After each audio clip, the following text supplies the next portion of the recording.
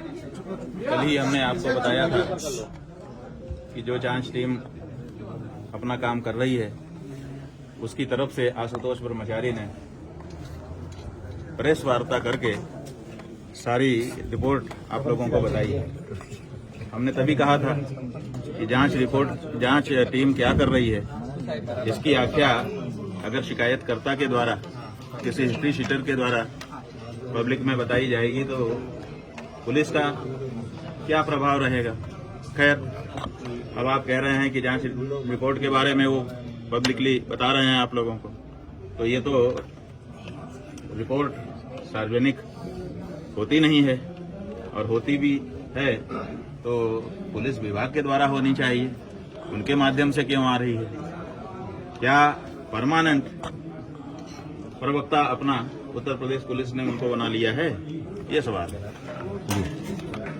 स्वामी जी, शीश महल और swimming pool की बात आ रही है, दिखाने की बात आ रही है, तो क्या आपकी तरफ ऐसा से है कहा कि गया? शीश महल और स्विमिंग पूल और दुनिया भर की जो बातें आ रही हैं, ये सब इस समय मौका है तो जिसके मन में जो खुन्नस है अपने अपने वक्तव्य के माध्यम से वो निकाल ले रहा है। सच्चाई ये है, ये श्री विद्या मठ है, पूज्यपाद ज्योतिष पीठाधीश्वर एवं द्वारका शारदा पीठाधीश्वर जगतगुरु शंकराचार्य स्वामी स्वरूपानंद सरस्वती जी महाराज के द्वारा अपने गुरुजी की इच्छा को पूरा करने के क्रम में निर्मित कराया गया था। ईस्वी सन 1995 में इसका निर्माण हुआ और उसके बाद से ये मठ लोक कल्याण के कार्य निरंतर करता चला आ रहा है। जहाँ तक 5 मंजिला होने की बात है, ये ऐसी चीज नहीं होती है कि कोई जेब में रख करके छिपा ले कि एक 5 मंजिला है कि 3 मंजिला है कि 8 मंजिला है, ये तो दूर से ही दिख जाता है। और जहाँ तक शीश महल होने की बात है, शीश महल होना माने शीशे लगे होना, ये अच्छाई है कि बुराई है? अगर हम किसी कमरे में बैठे हैं और उसमें शीशा लगा है, पारदर्शी है कि बाहर का व्यक्ति भी अंदर झांक सकता है, तो ये तो आश्रम के लिए एक अच्छाई होनी चाहिए कि यहाँ पर कुछ भी छिपा हुआ नहीं है। शीशा लगा हुआ है कि कभी भी कोई भी कहीं से भी देख रहा है, एक दूसरे लोग देख रहे हैं, कोई छिप करके यहाँ कार्य नहीं हो रहा है। तो जो इस मठ का गुण है, शीशा लगा हुआ छिपा हुआ ना होना, उसको दुर्गुण के रूप में प्रस्तुत किया जा रहा है। और जहाँ तक स्विमिंग पूल की बात है, तो हमने पहले ही बता दिया आप लोगों को कि हमारे गुरुजी महाराज का स्वास्थ्य जब ज्यादा खराब हुआ था, वैद्यों ने उनको कहा था कि आपके शरीर में व्यायाम की आवश्यकता है, तो वो गिर न जाएं चलते समय। इसके लिए उनके लिए थोड़ा सा एक गड्ढा बनाया गया था जिसमें वो चल करके व्यायाम कर सके। तो वो उनके स्वतंत्रता संग्राम सेनानी होने और साथ ही साथ 2 पीठों के शंकराचार्य होने के नाते उनके स्वास्थ्य की सुरक्षा पूरे देश की जिम्मेदारी थी, और उसी क्रम में उनके स्वास्थ्य की दृष्टि से वो बनाया गया था और वो उनके साथ ही उसको समाप्त कर दिया गया।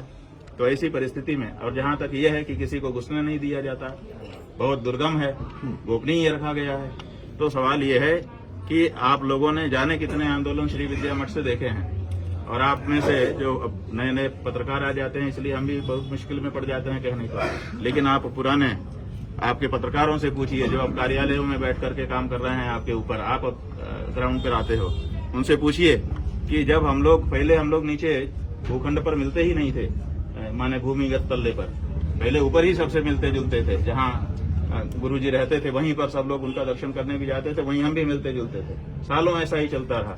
जितने आंदोलन चले, हर आंदोलन में ऊपर ही जाते थे लोग। लेकिन बाद में जब ज्यादा लोग आने लग गए हमारे शंकराचार्य होने के बाद, तो बहुत सारे वृद्ध लोग होते थे, वो कहते थे कि हम ऊपर कैसे चढ़ के जाएं। गुरुजी के लिए एक लिफ्ट चलाई गई थी, वो दिन भर चलती थी, तो बिजली का किराया बढ़ता था। तो हमसे लोगों ने अनुरोध किया कि आप ऊपर रहते हैं, ऊपर ही बैठते हैं, इसलिए सबको ऊपर तक जाना पड़ता है और बड़ी दिक्कत होती है इतना सीढ़ी ऊपर चढ़ करके जाना। तब हमने नीचे बैठ करके मिलना शुरू किया लोगों से। तो जो परिस्थिति है वो यही है। अब कुछ लोग जिद करते हैं कि हमको कैमरा लेकर के शूट करने के लिए जाने दीजिए। तो सवाल यह है कि मठ के अंदर हमारा विद्यालय भी चलता है, छोटे छोटे बच्चे रहते हैं। अगर हम किसी को मठ के अंदर कहाँ क्या है, कैसे है, इसको शूट करके पब्लिक में दिखाने की अनुमति दे देंगे तो वो रेकी हो जाएगी एक तरह की, और भविष्य में कोई दुष्ट व्यक्ति, दूषित मानसिकता का व्यक्ति रेकी करके उसमें सुरक्षा पर प्रहार कर सकता है। इसलिए कोई व्यक्ति, चाहे आप में से कोई हो, 1, 2, 4, 10, 20, 50 या कोई बाहरी भी हो या सरकार की कोई संस्था हो, अगर वो आकर के बिना कैमरे के देखना चाहें हमारे मठ में कहीं भी कोई भी जा सकता है, कहीं भी कोई भी आ सकता है। पूरे मठ में कहीं भी हमारा ताला नहीं लगता है, लगभग सारे दरवाजे खुले ही रहते हैं। हमारे मठ में कोई भी चीज ऐसी नहीं है जो किसी से छिपाई जाती हो। कैमरे के साथ दिखाने में कैमरे के साथ दिखाने में सुरक्षा का प्रश्न है। छोटे छोटे बच्चे यहाँ पढ़ते लिखते हैं। कई बार, अभी तो नहीं इधर बीच में, लेकिन इससे पहले आप लोगों को याद होगा कि कुछ विद्यालयों में भी बम ब्लास्ट की घटनाएं हो चुकी हैं। उस समय ये हुआ था कि संस्कृत विद्यालयों में भी इस तरह के हमले किए जा सकते हैं।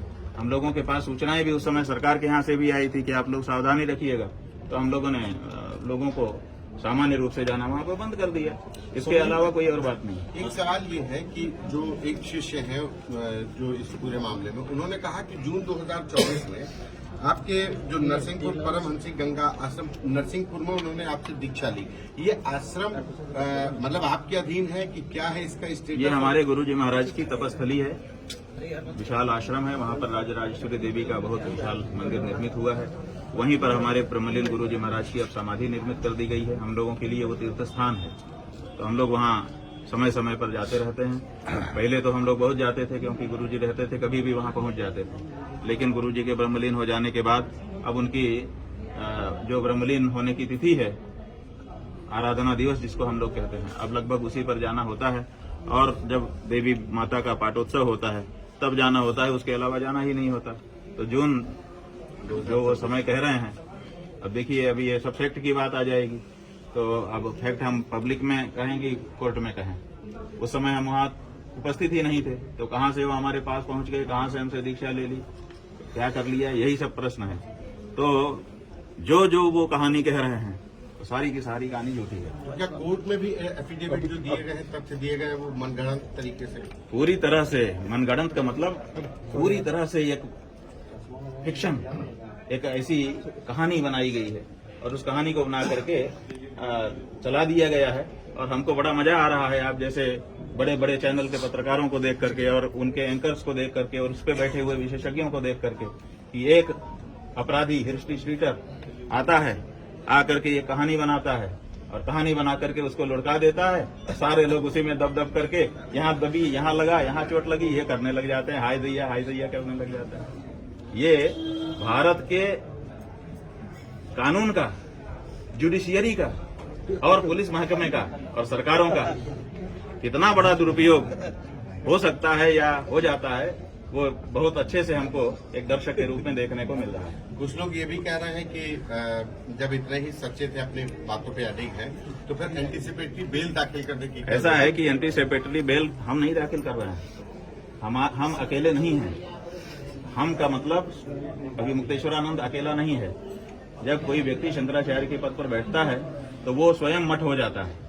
इस समय हम मठ हैं, ज्योतिर्मठ हैं, और इस ज्योतिष पीठ पर बैठे हुए हैं। ये जो बैठे हैं आसन, ये ज्योतिष पीठ है और हम स्वयं मठ हैं। कौन से मठ? चलते फिरते मठ। माने जो हमारा ज्योतिर्मठ है वो तो उत्तराखंड में है, लेकिन उसको रिप्रेजेंट करते हैं। जहां हम जाते हैं ज्योतिर्मठ आया है, वहां के शंकराचार्य आए हैं। तो इसलिए हम एक संस्था हैं, तो हम संस्था को संरक्षित करने के लिए हमारा एक परिकर वर्ग होता है, तो परिकर वर्ग उसकी संरक्षा के लिए कार्य करता है। अब उनको ये है, अगर सब कुछ फेयर हो और कानून के अनुसार हो, क्या दिक्कत है किसी को? हमने कहा कि भाई क्या दिक्कत है, अगर गिरफ्तार करके ले जाएंगे तो तुम लोगों को क्या बाधा है? उन्होंने कहा हमें कोई बाधा नहीं है, आपको भी हम देख रहे हैं कि कोई बाधा नहीं है, लेकिन वहां ले जा करके अगर जहर की सुई लगा दी आपको, तो ये भी बहुत सारे कहानियां आ चुकी हैं कि जेल में ले जा करके गड़बड़ किया जाता है। जब गौ माता का आंदोलन 1966 में चला था, तो केंद्र की सरकार ने गौ भक्तों के ऊपर गोली चलाई थी और धर्म सम्राट स्वामी कृपात्री जी महाराज और हमारे इसी पीठ के पूर्व आचार्य कृष्ण बोधाश्रम जी महाराज, हमारे गुरु जी महाराज, इन सबको जेल में डाल दिया गया था। वहां पर जेल में मारपीट करा दी गई थी, जिसके कारण धर्म सम्राट स्वामी कृपात्री जी महाराज की आंख में इतनी बड़ी चोट आई थी कि उनके शरीर छूटने के बाद ही वो पूरी हुई। तो ये सब भी जेल में होता है, तो इसलिए हम तो क्या उसकी सुरक्षा के लिए हम आपकी जान को खतरा होगा? उसके लिए हम बचाव करना चाहते हैं। महाराज जी, तो हमको अनुमति देनी पड़ी। जेल में खतरा महसूस? भाई हमको कोई खतरा नहीं है। अभी हमको मार दो, हमें क्या खतरा है? हम तो अपना श्राद्ध तर्पण पिंडदान कर चुके, लेकिन जो हमारे पीठ से जुड़े हुए पीठ के अनुयायी भक्त हैं, जो सनातन धर्मी हैं, उनकी भावना का क्या, उसका भी तो संरक्षण हम ही को करना पड़ता है। महाराज जी, तो उनकी भावनाओं को देखते हुए हमने इसको भी स्वीकार किया। महाराज जी, एक सवाल ये भी है कि आप तो कह रहे हैं कि जितने भी वो आरोप लगा रहे हैं एक हास्यास्पद है, एक तरीके से उनका आरोप स्वीकार भी नहीं किया जा सकता, लेकिन अभी उन्होंने एक बड़ी बात कही है, डिप्टी सीएम का भी उन्होंने नाम लिया है। उन्होंने ये कहा कि उनके इशारे आपको वो उकसाने का काम करते थे, उन्होंने नाम लिया, जांच की बात कही। ठीक है, आप लोगों ने हमको उनका प्रेस कॉन्फ्रेंस का वक्तव्य दिखाया रिकॉर्ड करके, हमने देखा। वो कह रहे हैं कि इसमें सपा इन्वॉल्व है, इसमें बसपा इन्वॉल्व है, लेकिन भाजपा इन्वॉल्व है नहीं कह पाए। इसका मतलब है कि वो स्वयं भाजपा की तरफ से हैं। अब उनके ऊपर दबाव आया होगा कि भाजपा में भी जरा और साफ कर दो। अब भाजपा में भी इस समय दो भाजपा हो गई है, एक पारंपरिक भाजपा जो हिंदुओं के पक्ष में खड़ी रहती थी, और एक वो भाजपा जो केवल एक जाति विशेष को लेकर के और सबके ऊपर डंडा मार रही है। तो अब वो इसको भी साफ कर रहे हैं अपने वक्तव्य से कि मैं भाजपा में हूं, लेकिन उस भाजपा में हूं जो बुलडोजर भाजपा है, जो कुछ नहीं देखती है, न्याय अन्याय बस चढ़ा देती है। अगर खिलाफ खड़े हुए तो तुम्हारे ऊपर बुलडोजर चढ़ेगा। मैं उस भाजपा का व्यक्ति हूँ, क्या समझते हो मेरे को? तो यही संभवतः उनका कहने का अर्थ है। कौन से डिप्टी सीएम आपका करीब जिसके इशारे पर उन्होंने कहा? अरे भाई, आप लोग उनसे पूछते नहीं हो, जब आपके सामने वो वक्तव्य देते हैं तो आपकी घी बन जाती है। आप उनसे पूछ लेते कि कौन वाला, क्यों दो डिप्टी सीएम है, कौन वाला महाराज? जी महाराज आप पूछ लेते, लेकिन आपने जी महाराज से पूछा नहीं। अब हमसे पूछ रहे हैं, हम उनके मन की बात कहाँ से जान सकते कल हैं? महाराज जी अब कोर्ट में सुनवाई है, कल क्या कहेंगे, कल उसको लेकर के? देखिए, सुनवाई है तो उसके लिए वकील हैं, वो वहाँ पर हम लोगों का जो पक्ष है, सत्य का पक्ष, न्याय का पक्ष, वो रखेंगे। एक आखिरी सवाल ये है हाँ। कि जो पीड़ित बच्चे हैं उसमें से एक ने कहा कि काशी के जोशी मठ, तो क्या जोशी मठ काशी में कोई ऐसा है? तो ऐसा है कि ये बच्चे जो आज तक में जो बयान प्रसारित हुआ है उसी के बारे में आप बोल रहे हैं ना, तो अभी हमको दिखाया गया। तो वो बच्चे बेचारे, पहली बात तो ये है कि जितना सिखाया पढ़ा गया है उतना बोल रहे हैं, उतना ही सिखाया पड़ा। उनको क्या पता कि कौन सी चीज कहाँ है, आप लोग तो पकड़ लिए। दूसरी बात यह है कि वो बच्चे वही हैं, ये कौन वेरीफाई करेगा? आज तक ने शपथ पत्र पूर्वक कहाँ घोषणा की कि हम उन्हीं बच्चों को पेश कर रहे हैं। तो एक तो ये बात है, और दूसरी बात यह है कि जो जुवेनाइल बोर्ड है और जो पाक्सो एक्ट है अपने यहाँ पास है पहले से, वो पास्को एक्ट कहता है कि जो माइनर हैं, नाबालिग हैं, जिनके साथ अत्याचार अनाचार हुआ है, पीड़ित हैं जो, उनकी पहचान को किसी भी दशा में बाहर नहीं किया जाएगा। तो अब सवाल ये है, ना तो उनका नाम बताया जाएगा, ना तो उनकी उम्र बताई जाएगी, ना तो उनका गांव, ना तो उनके परिवार के लोगों का नाम, ये सब नहीं बताया जाएगा। तो अब सवाल ये है कि आज तक को किसने बताया कि ये है पीड़ित? किसी ने बताया होगा, और ये प्रोसीडिंग पूरी क्लोज रहती है। या तो न्यायालय को पता होता है, या तो पुलिस को पता होता है, या तो शिकायतकर्ता को पता होता है, या तो बच्चों को पता होता है। ठीक है, 4 हैं इसमें पक्ष। तो अब बताइए, न्यायालय ने बता दिया आज तक को, कि पुलिस ने बता दिया आज तक को कि ये बच्चे हैं, कि शिकायतकर्ता ने बता दिया कि ये बच्चे हैं, कि बच्चे स्वयं वहां पहुंच गए कि आज तक में हम आए हैं। पहले वो कहते थे कि हमको बचाने वाला कोई नहीं है, और अब वो जानते हैं कि आज तक हमको बचा देगा, हम आज तक के पास पहुंच जाएं। किसने बताया उन बच्चों को कि यही बच्चे हैं, यही इनका नाम है, यही इनकी पहचान है, और इनसे आप इंटरव्यू करो तो सच्चाई निकल करके सामने आ जाएगी?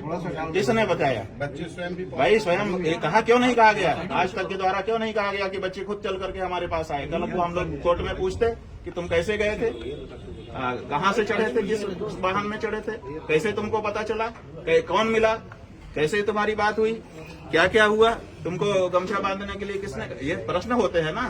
तो अब ये कौन बताएगा? तो इसलिए इसका मतलब है। अच्छा, दूसरी बात यह है, जनता कह रही है कि भाई ये जो बात है, जो उनका बयान है, ये तो 163, 164, 161 जाने कौन कौन सी धाराएं हैं, उनमें होता ही है। वो अपना बयान देते ही, आज तक को इतनी जल्दी क्या थी कि बच्चों को ला करके उनको पूछताछ करके अभी केस निपटा दो? तो इतनी हरी किस बात की है? इसका मतलब है कि शंकराचार्य को बदनाम करने का जो कुछ भी मौका हो उसको छोड़ो मत। और ये सब क्यों? क्योंकि शंकराचार्य की कहानी देखने में जनता को लगा दिया गया है, और उसी बहाने से जो एप्स्टीन की फाइल खुली हुई है, फिर से सुन लीजिए, एक एप्स्टीन फाइल है एप्स्टीन नाम का व्यक्ति था, उसने जो फाइल बनाई है वो फाइल इस समय खुली हुई है और उस फाइल में ऐसी ऐसी चीजें निकल करके आ गई हैं जिसपे इस देश में पूरे विश्व में चर्चा हो रही है। केवल भारत में चर्चा नहीं हो रही है, क्योंकि भारत में शंकराचार्य का मामला झूठा निकाल करके एप्स्टीन फाइल की चर्चा को दबाने का काम किया जा रहा है। ठीक है, ठीक।